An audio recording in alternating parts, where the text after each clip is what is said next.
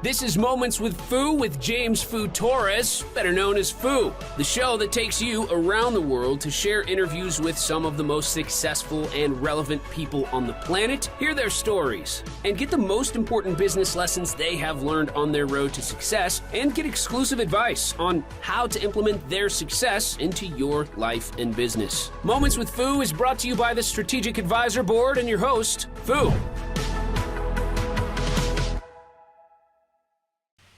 Hello and welcome to Moments with Foo. I'm your host, James Foo Torres, but you can call me Foo, hence the name of the show. And today I have a Jessper I'm not even going to try to say that last name. I'm gonna let him introduce himself, but I'm just going to say that he's a leadership expert, and we have a great conversation. And I know that leadership is an ambiguous term, so I'm going to ask him to define that later, and then we get into things. But first, Jessper, how are you? Foo, thank you for having me. I'm doing well. I actually just got back from South Dakota and North Dakota. The first reason is I've always wanted to go to Mount Rushmore. It was cold and windy when I got there, but the trip was absolutely worth it. And the second reason, I'm traveling to all 50 states. And with South Dakota and North Dakota, I've reached 49. So it's been an exciting journey. It took a little over a decade, but I'm getting there. So Alaska's the last one on my list. I'm going this summer, so hitting all 50. Nice. I mean, then next it should be the territories, right? Go to Puerto Rico, come here to Puerto Rico, right? Extra credit. Right. That bonus extra credit. Right. There's Guam. There is. Right. There's a couple. I don't know. I don't know all the territories. I just know that we're one, and it is what it is. Yeah. There's so much to explore. Yeah. So let's kick it up with a quick introduction about yourself and your company. Absolutely. So I want to share a story. An early memory that my mother had of me, and she shared this with me a couple of years ago. An early memory that my mother had of me is that I was probably 5 or 6, and I said, when I grow up, I want to be a leader. When I grow up, I want to be a leader. At age 5 or 6, I mean, how do I know about this idea of leadership? Where did that come from? And what made it more strange is I grew up an introvert. Even if I understood this idea of leadership, as an introvert, did I realize what I was signing up for? But over time, I realized that these opportunities started to fall into my lap. When I went to college, I started getting involved in campus activities like new student orientation as an orientation leader, taking students around campus and showing them around. I also did student government. And then after I graduated, my first role was in the travel industry, and within my first year, I was actually promoted to a team leadership position. And then after a few years, I was just inspired by the work I did, and I went back to school for my executive master's degree in leadership. And then after graduating, I was accepted into a management development program for a Fortune 500 company. And then after a year of doing that, I had various roles in team leadership. So with all these experiences, I've decided to put everything together and get the best practices. And now, as a consultant and coach, I help organizations improve employee engagement and productivity so that you can limit turnover and keep your best employees. So with the experiences I've had in leadership for over a decade, I'm just inspired to really help others learn, grow, and succeed. I like how you started the story with the first time that you mentioned basically that you desired to be in leadership without even knowing what that really meant, right?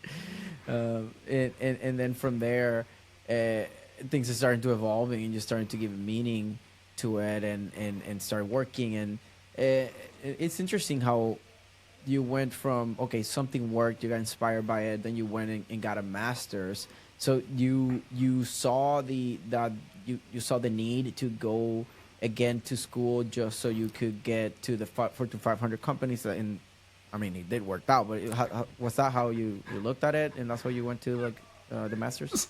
Strange enough, for me, I was just inspired by the impact and the benefits of forming better workplace cultures.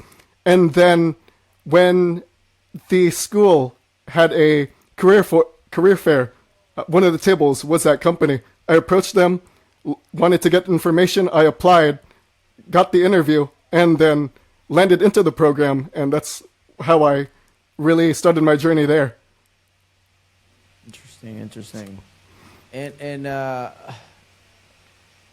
I know you said a couple of things of Yeah. retaining your retaining talent and have the best culture, things like that, and that's there's a lot of different buzzwords, let's say, that are thrown around all the time related to leadership. Is there a unique way or a very simplified way that you define leadership? Yes, for leadership, for me, I grew up in the world of servant leadership, where you're really putting your time and effort to make others, just empower them. So for me, as far as leadership, it's really taking the opportunity to find ways to improve the communities, not necessarily, larger communities, but the teams, the people, anything you serve, finding ways to improve the well-being of how they are to where they can be and reaching their potential. So that's how I would define leadership. I like it. So now that we have you have given us a little bit of background, your definition on leadership, let's get to the meat and potatoes of this interview, which it's the part that I always ask for actionable tips or advice for the audience, given your expertise. So what are some of those here for the audience? Absolutely. Fu, there are so many ideas that I want to share, and I'm actually going to share a lot of ideas because I want people to realize that this type of work does make a difference. You can apply one or you can apply all of these techniques and tactics, but over time, you'll realize that you will see changes in how you connect with your team. So the general mindset I want you to really adopt is fostering a sense of community, the sense of belonging. When you interact with people, you want to include them in your activities, the mission, the values, the purpose. And one idea is to support employee growth and development. What you can do as a leader is maybe you can find speakers, or you can find another team leader, or even yourself, and host training opportunities in addition to maybe leadership development, but you can teach them more about what the company stands for, what it values, its purpose, and its mission for the future. Another thing that leaders can do is to celebrate failure. And by this, I don't mean getting balloons and confetti and when someone makes a mistake, just celebrating. What I mean by that is embracing it to a point where nobody feels embarrassed to make a mistake. So let's say you were running some sales numbers and you forgot to calculate a spreadsheet correctly. As a leader, instead of scolding the employee, what you can do is you can encourage the employee to talk about the experience and then share, what are ways that we can do it in the future. Because when you promote this sense of embracing failure, it really encourages your team to feel safe and be more open about how people can improve with the projects and processes that they're working on. Another thing you can do is to create a fun and positive work environment. One way to do it is provide games. For example, if you're leading a sales team, you can put a number that they have to reach, and then they can compete.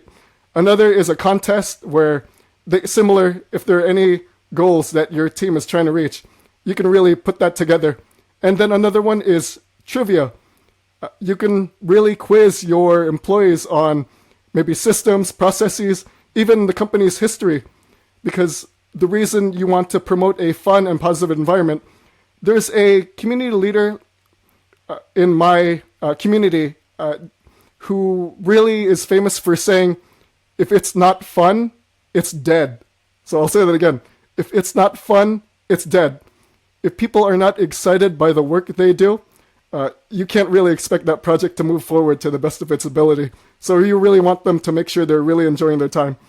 And another way a leader can, promote this healthy workplace is to possibly launch a book club. And book clubs are very popular because it gives an opportunity for people to get together and see, based on what you're reading, is it a leadership book, management, sales?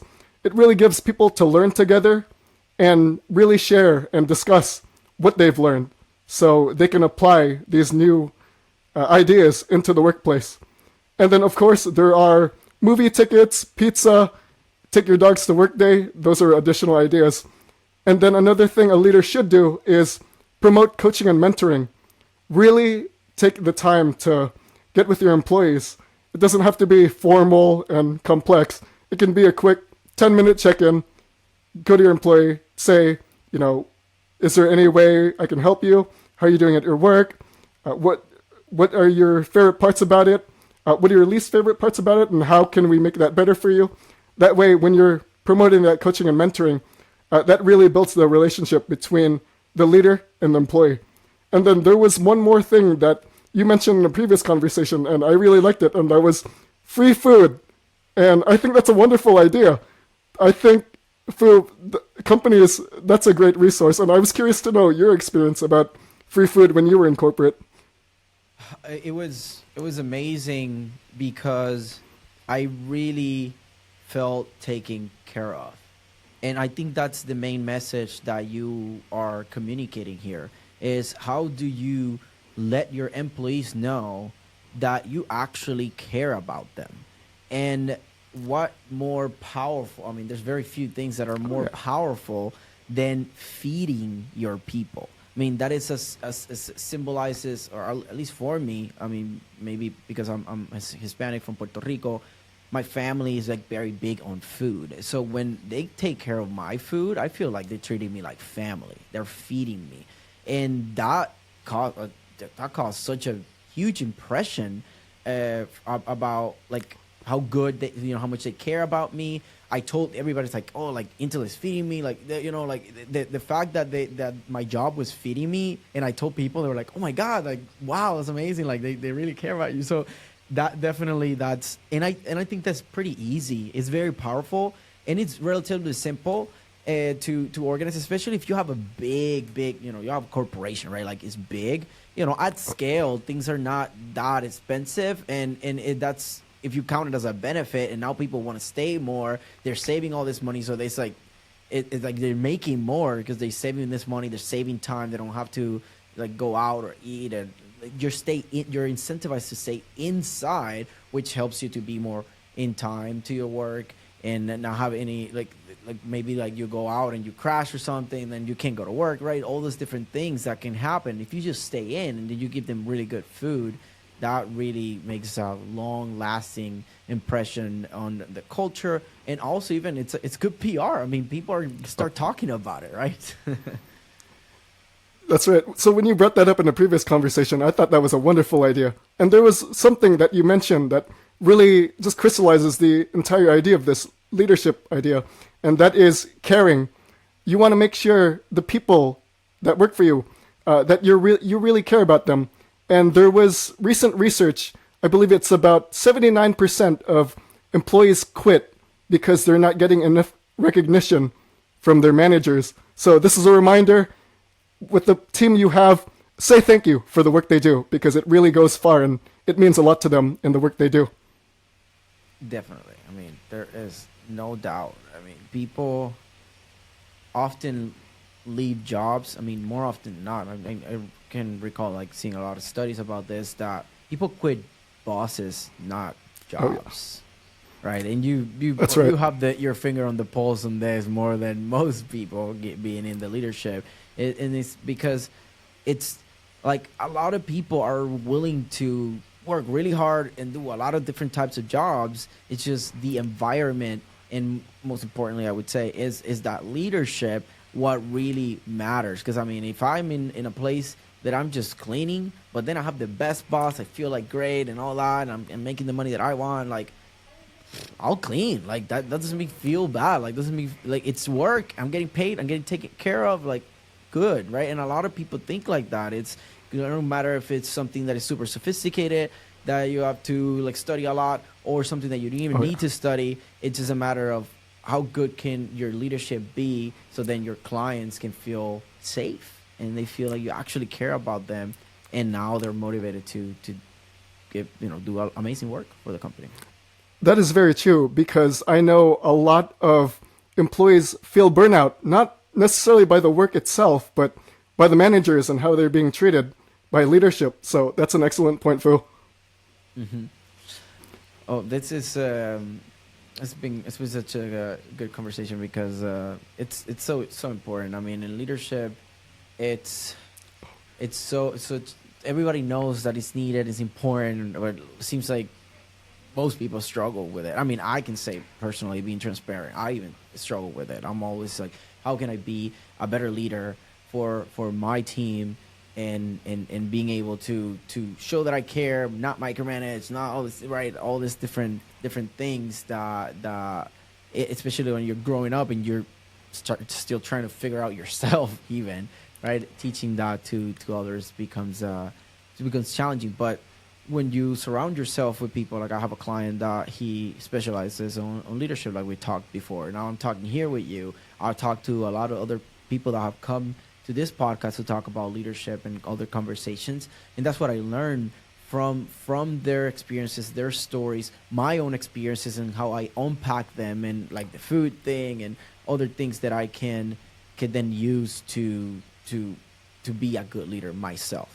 So thank you for giving us this information and for doing this conversation. So before we start wrapping this up, is there any one or two takeaways that you want to leave the audience with? Oh, yes. The first thing I want to share is I encourage everyone out there, take a leadership assessment. It doesn't have to be sophisticated. There are free ones out there. It's not based on the science and research as the premium assessments. However, when you take an assessment, it gives you a better overview of, how you function, how you work, how you behave, because when you have that awareness, you'll discover your superpower. And when you discover your superpower, you'll just be much more effective in life. So, for example, there's the Strength Finders, which I took. The results I got, 2 of them were harmonizer and includer. And that makes sense because an inner drive within me is to promote this sense of teamwork. And that's what really excites me. So I encourage everyone to take a leadership assessment so you can discover your superpower and really help the world become a better place. And the second takeaway I'd like to share, I was actually watching Susie Miller's interview with you, and one of the takeaways I picked up from him is finding the work you love. And I think that's important to find that passion, because if you're not excited by what you're doing, you'll burn out quickly, and you might be, on your way to finding your next role. So do what you love and love what you do, because that will really push your life forward. Mm-hmm. I completely agree with that. So thanks for sharing that. And it's funny that like you bring this up because Susie, just to give you a little bit of context to the audience, she helps people to find jobs and so it relates a lot to like how to communicate with the leadership so you can get hired and a lot of other things. So it's thank you for bringing that up. And that was a great interview, by the way. Thank you. Also, and then like the assessment part, that really resonated with me because every engagement that I do, I start with an assessment.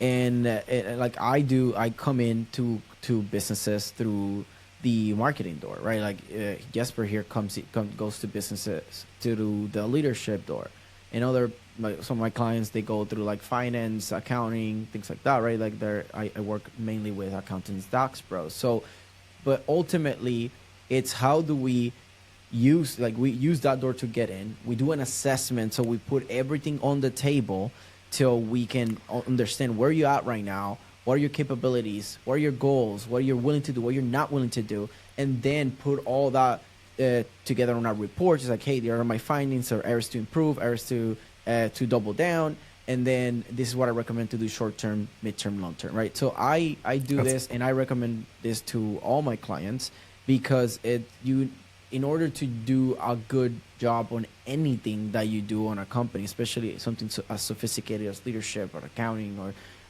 or marketing, you need to make sure that you have the full picture first. So that's why I love that assessment. It's like getting that awareness It's like, hey, this is where we at right now. This is what's working, what's not working. This resonates, it's not right. And it doesn't matter what industry it is. This applies to every industry. Start there, create a strategic plan, and then go from there. Right? That's what I always say. It's that resonated with me. And that was an excellent point, because to add to that, when you do an assessment, it gives you a baseline to work with. So this is where they were at when they started, and then you can see how much they improve when they take that assessment again. So it really shows them how much improvement they've made in their journey. Exactly. I love that. And that way you see, like, every 3 months or so, you can be like, okay, let's do an assessment again. Where are we right now? Are the priorities the same and not, right? And that could be for leadership, that could be for marketing, that could be for accounting, that could be for anything, really. So thank you, That's right. Jessper. Thank you, Jessper, for coming here. I mean, you definitely talked about very important points that I advocate for all the time. So I know, since our first call, I knew that we were going to have a great conversation. So thank you for taking the time to add value to my audience. Thank you. Absolutely. So I know there's going to be some people that might listen to this and want to connect with you. So who are the ideal people to connect with you, and how can people find you? Yes, so HR professionals, there are corporate trainers, even sales team managers and sales teams leaders, and even entrepreneurs who manage a team of virtual assistants. You can check out my website, familyconsulting.com, or you can find me on LinkedIn. Just look for Jessper Maquindang, and I'm happy to connect. And please reach out. Let me know how I can serve you. Thank you for that. When you say Maquindang, it's really not that hard. I don't know. I just kind of folded earlier, and I was like, I don't know. I don't want to try this. It's tricky, but once you hear it, you get it. Right. I typically ask before, and I did ask you before, but then I got distracted. I don't know, but Maquindang's pretty easy. So, but man, thank you for coming here. Jessper, it's been a great conversation here. I hope that some people take advantage of this opportunity to connect with you and reach out to you. So I'm just gonna say that if you're not putting focus and a lot of attention into building your team, then you're having a time bomb that is gonna explode at any time. So make sure that you invest in your team, grow them, make sure that you let them know that you do care about them, that there's clear paths for them to improve. Because if not, as humans, normally if we don't see a place to improve, everything is just gonna go south. Because then there's no stagnation. Some people say that, but in reality, you're either growing or dying. So there's no in between. So make sure that you are growing your team. I just want to leave that. Oh yeah, it's like a domino effect. If something's not working out well, if something's toxic, that could spill over and really, metaphorically, just knock out all the dominoes. Exactly. So this was Jessper Maquindang and Fu, and this is us signing off. Peace. Thanks for listening to Moments with Fu with your host, Fu. Please leave your feedback and visit strategicadvisorboard.com to get the latest and greatest business advisement on the planet. Follow us on social media for updates, and we will see you on the next episode.